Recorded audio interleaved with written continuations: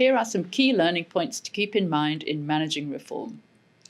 Recognise and accept that reform is a fact of life for tax administrations, given that they operate in a dynamic environment of ever-changing needs and expectations of government, business and citizens. Drive reform from the top.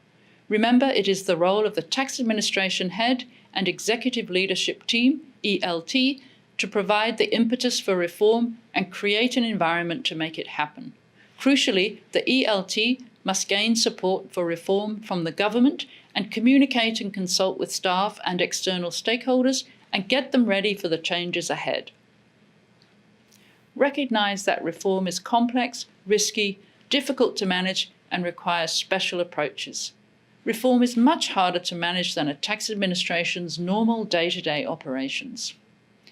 Follow a structured, step-by-step approach to successfully develop a 3 to 5 year reform program.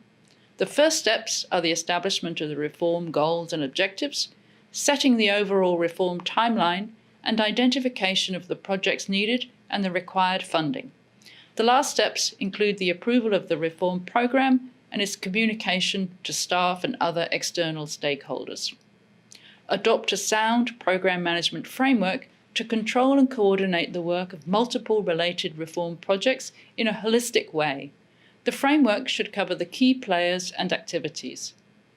A reform program steering committee should oversee the reform program, guide its direction, monitor progress, and deal with issues that cross organizational boundaries.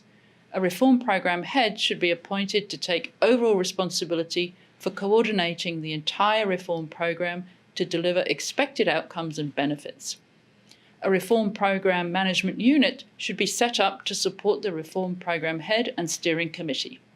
Finally, project managers should be engaged to manage reform projects on a day-to-day basis.